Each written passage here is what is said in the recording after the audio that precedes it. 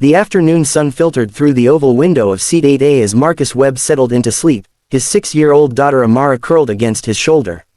At 58, Marcus had learned to catch rest whenever he could. Single fatherhood had taught him that lesson well.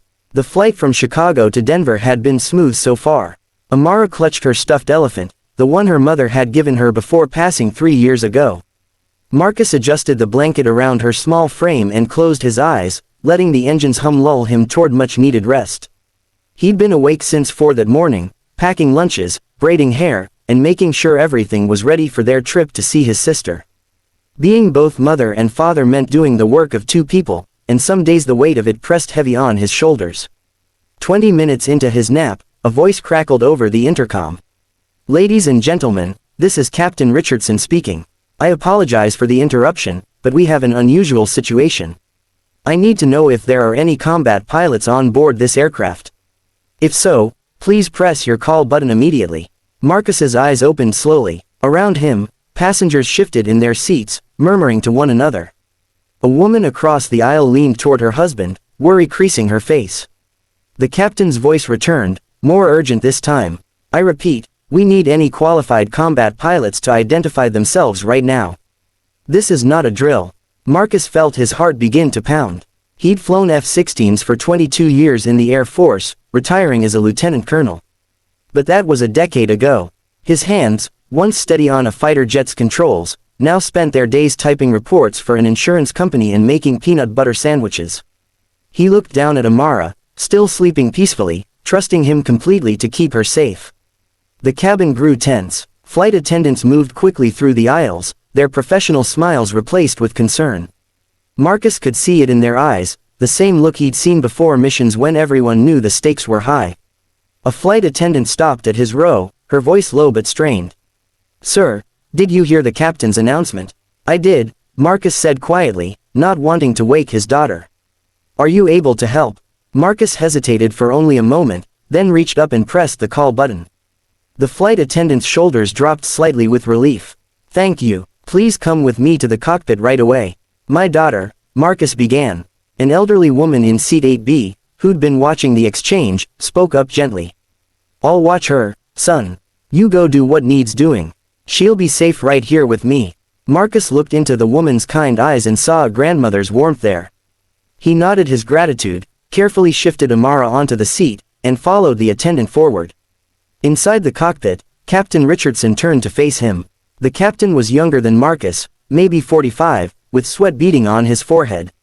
"Thank God. What's your background?" "Lieutenant Colonel Marcus Webb, retired. 22 years flying F-16s. But I haven't been in a cockpit in 10 years." The captain's co-pilot, a woman named Sullivan, looked pale. "I'm having vision problems," she said, her voice shaking. "Everything's going double. Started 5 minutes ago. We think it might be a stroke or severe vertigo." Captain Richardson spoke quickly. "I can land us, but regulations require 2 pilots for emergencies. My eyes are good, but I need someone who understands flight dynamics, someone who won't panic if things get complicated. Denver's airport is reporting high crosswinds.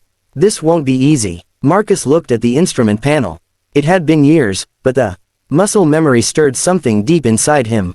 How many times had he faced worse odds at 30,000 feet?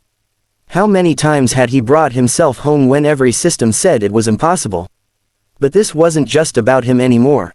This was about Amara sleeping in 8B, about the elderly woman watching over her, about all 147 souls on this aircraft. "Tell me what you need," Marcus said, settling into the co-pilot's seat. For the next 20 minutes, Marcus became someone he thought he'd left behind. His hands moved across unfamiliar controls with growing confidence. Captain Richardson called out readings, and Marcus confirmed them, his voice steady and calm. The Denver tower guided them in. The crosswinds buffeted the plane, but Marcus helped Richardson adjust their approach, calculating angles and speeds the way he'd done 1,000 times before in very different circumstances. "Gear down," Richardson called.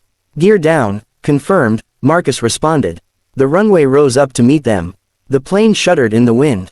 Marcus could feel every passenger's hopes riding on these next seconds. Richardson's hands were firm on the controls. Marcus watched the instruments, calling out wind corrections, helping compensate for the gusts trying to push them off course. The wheels touched down hard but true. The plane bounced once, then settled, the engines roaring in reverse thrust as they decelerated down the runway. When they finally came to a stop at the gate, the cabin erupted in applause. Marcus made his way back to seat 8A, his legs unsteady not from fear but from the flood of emotions. Amara was just waking up, rubbing her eyes. "Daddy, are we here?" "Yes, baby girl, we're here." The elderly woman who'd watched over Amara smiled at him with tears in her eyes. "My husband was a pilot in Vietnam," she said softly. "I knew you had that look about you. The kind of man who shows up when he's needed." As they deplaned, Captain Richardson waited at the cockpit door, shaking every passenger's hand. When Marcus approached, the captain pulled him into an embrace. "You saved a lot of families today." Marcus looked down at Amara holding his hand, then back at the captain. "So did you. We just helped each other do what needed doing." Later that evening, at his sister's house in Denver, Marcus sat on the back porch while Amara played in the yard. His sister brought him coffee and sat down beside him. "You okay? I saw the news. They're calling you a hero." Marcus shook his head. "I'm just a dad who happened to have some old skills when they were needed. Nothing heroic about being in the right place at the right time." "Maybe," his sister said. "Or maybe the universe has a way of putting the right people where they need to be."